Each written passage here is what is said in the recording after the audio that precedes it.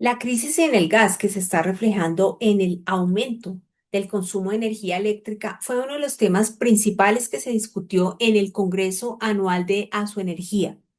La dirigente gremial Sandra Fonseca, en diálogo con Mundo Eléctrico y Hablemos de Energía, se refirió a la inminente necesidad que tiene el país de contar con un nuevo proyecto de regasificación, el cual no da espera.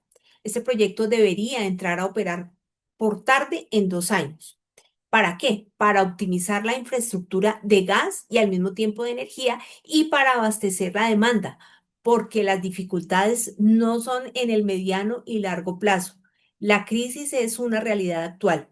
A continuación, la entrevista completa con la directora ejecutiva de Asoenergía, quien se refiere a este y otros temas urgentes del sector energético del país. Pues nos encontramos hoy en el Congreso de Asoenergía. Nos acompaña la doctora Sandra Fonseca, es la directora ejecutiva de este gremio. Doctora Sandra, rápidamente cuéntenos cuál ha sido la radiografía que se ha hecho hoy del sector energético. Gas en la mañana y energía en la tarde. ¿Qué vive el país actualmente? Claro, lo que hemos analizado y en lo que estaba enfocado el Congreso es que necesitamos el desarrollo de infraestructura, tanto en energía como en gas, en todos los componentes, porque de otra manera no podemos abastecer la demanda con confiabilidad, seguridad, oportunidad y precio. Y ha sido evidente que hay una colisión entre los sectores de electricidad y gas por la necesidad de tener gas para generación eléctrica, por la necesidad de abastecer la demanda de gas sin que haya suficiente oferta en el país y con unos precios que cada vez están más altos. Entonces ha sido una discusión muy interesante donde hemos logrado ver que se requiere una coordinación institucional entre la regulación, la planeación, el control y también el sector. Se han propuesto, por ejemplo, que se haga un consejo energético donde los gremios, incluyendo la oferta y la demanda sobre todo, puedan trabajar conjuntamente con el gobierno, con la UCME, con el regulador, para que se tomen las decisiones que se necesitan hoy para no sufrir un déficit energético en el mañana. Okay. Justamente se refiere al tema del precio. Esta mañana la persona de la CREC decía que estaban abiertos a recibir las propuestas, pero con fundamento técnico. Ustedes como gremio han tenido oportunidad de interactuar con otros entes gremiales y para presentar en conjunto este tipo de propuestas con soporte técnico, concretamente con relación al tema de la revisión del cargo por confiabilidad y el precio de escasez. Sí, hemos trabajado en entender que se requiere realmente remunerar la confiabilidad. Hay que saber que la confiabilidad y el cargo por confiabilidad hacen parte de los precios del mercado. El cargo por confiabilidad hace parte del precio de bolsa, el cargo por confiabilidad hace parte de los contratos. Y lo que estamos viendo es que si no se realizan las subastas oportunamente, pues no tenemos la infraestructura con la cual responder a ese cargo por confiabilidad. Pero no solo eso, sí se hace una, como en este momento han abierto una convocatoria del cargo por confiabilidad, pero no se hace una promoción adecuada para que haya inversionistas nuevos. Con solo la ampliación de la capacidad instalada de los generadores existentes no será suficiente. Entonces se requiere realmente que la subasta se haga, que se concrete si tiene resultados positivos, tanto en expansión, digamos, de generación existente como generación nueva, sobre todo también en tipos de tecnologías y no solamente en la solar, porque si no realizamos la subasta y vemos los resultados no podemos tomar decisiones oportunas. Si es exitosa o parcialmente exitosa, pues podemos seguir avanzando. Si por alguna razón no hay suficiente oferta, tenemos que tomar medidas inmediatamente. ¿Por qué? Ya este año tenemos déficit de gas. Ya este año, el próximo mes, tenemos un conflicto entre dedicar el gas para generación o para la industria. Y ya el siguiente año no tenemos energía firme suficiente eléctrica para cubrir contratos, para abastecer demanda y para poder hacer el respaldo en las horas pico de la energía. Es decir, que ya estamos en una situación completamente difícil de abastecimiento, de confiabilidad, de seguridad y de precio. Okay. Esta mañana, dentro de las propuestas, TGI habló de una segunda regasificadora. Cuéntenos un poco de eso, pues que entraría como a soportar la que ya tenemos, pero que nos tiene en vilo porque tiene que entrar en este momento en mantenimiento y impactaría, obviamente, porque crearía un racionamiento. Es claro que se requieren nuevos puntos de reinyección a través de regasificadoras y en el mercado en este momento hay varios proyectos en desarrollo, entre esos tres de Ecopetrol, uno en La Guajira.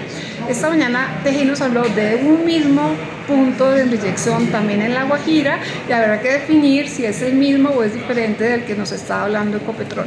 En todo caso, lo que la demanda necesita es un proyecto de regasificación que entre en los próximos 2 años como máximo, porque de no ser así, no vamos a tener cómo abastecer la demanda en el corto plazo y no va a haber demanda suficiente para que en el largo plazo se pueda financiar el sector.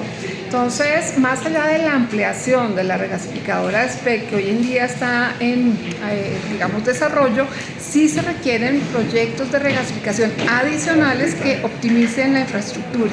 En ese sentido, lo más importante es que sean viables en el tiempo, que sean viables en el tema ambiental, que sean viables en la capacidad y que sean viables en el precio. Porque si yo en un proyecto de regasificación donde el precio es inviable para la demanda industrial, esta se va a seguir deteriorando. Ok, explíquenos por favor cuál es la propuesta de la estampilla nacional con relación al tema del gas. ¿Eso qué es? ¿Qué impactaría? ¿Qué significa? Si nosotros vamos a tener mucha reinyección de gas y supongamos que todos los proyectos de regasificación o algunos de ellos son suficientemente exitosos, vamos a tener gas, pero no tenemos el transporte necesario para llevarlo al interior del país. Y el transporte ha tenido un retraso de más de 15 años en actualizar las tarifas de transporte. ¿Por qué? Porque por diferentes condiciones regulatorias no se ha actualizado la tarifa y las tarifas de transporte hoy en día son diferenciales por distancia según a dónde vaya el gas. Esto hace que el gas se encarezca y tenga diferentes precios y muy costosos alrededor del país. Tenemos tarifas de transporte entre $1, $4, $5, $7, hasta $8. Lo que decimos que se requiere una estampilla es que haya un único precio de la tarifa de transporte de gas a nivel nacional, para que todo el gas que se reinyecte, no importa en qué punto de la entrada al sistema nacional de transporte, llegue a cualquier punto de demanda donde se necesite. Esta mañana Avanti nos dijo que una estampilla a nivel nacional tiene un valor de alrededor de 1.7. Eso quiere decir que realmente sería un valor muy competitivo que bajaría el gas en muchos de los puntos de hoy que tienen una tarifa de transporte muy alta y viabilizaría poder optimizar la inyección de gas de donde venga. Ok, Naturgas también hace un llamado con relación a una ayuda, pide como un salvavidas para que se flexibilicen las condiciones para la importación de GLP. Cuéntenos un poquito de eso. Lo que está diciendo Naturgas es que además de revisar la viabilidad técnica, ambiental, financiera de los proyectos de regasificación, hay que ayudar a que el gas que se comercialice para reinyectar a través de las regasificadoras llegue en condiciones competitivas. Y lo que está diciendo Naturgas es que requiere que se flexibilice la contratación de gas que se iría a comprar en el mercado internacional para llegar a Colombia, en términos básicamente de que se reproduzcan las condiciones en las cuales se compra el gas en el exterior para que así se vendan en el interior. Yo pienso que eso es totalmente factible y ojalá eso se pueda hacer, pero la única condición que nosotros vemos como usuarios es que sea igualmente flexible e idéntica hacia los usuarios. Es decir, si por alguna razón alguna regasificadora no se deshace o se demora en el tiempo o no se logra tener el gas que se compre en esas condiciones flexibles, pues no vaya a ser el usuario el que responda por esos costos que no se materializan y en cambio se quede el usuario industrial sin gas porque el proyecto se retrasó, porque el proyecto no se hizo y no quedó contratado para poder abastecer la demanda. Ok, por último, doctora Sandra, un llamado al gobierno nacional pues para que tome las medidas del caso de aquí antes de que se acabe el año y que la situación no sea más crítica.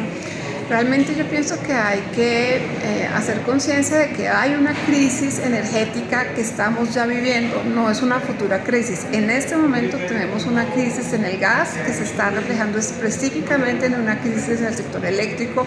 en menos de un mes en las restricciones de la costa. ¿Eso qué quiere decir? Que lo primero que hay que hacer es aceptar la situación para tomar medidas. Y lo que creemos es que se debe liderar un proceso de unificación de criterios y de aportes de todos los agentes, tanto de los inversionistas, tanto de los promotores, tanto de la demanda como de las entes, de las entidades y las autoridades. Yo pienso personalmente que debe ser la UME quien lidere una especie de consejo energético, una especie de comité que salga del comité asesor de la situación energética del país, para que se coordinen todas las acciones y tomemos medidas de manera conjunta, y no que se vea lo que estamos viviendo, y es que se está en un conflicto de confiabilidad entre los criterios de gas y los criterios eléctricos. Eso no puede pasar, porque al no haber gas lo que hace es que se aumenta la demanda de energía eléctrica, y entonces lo que hacemos es poner en más periodo crítico la energía eléctrica igualmente.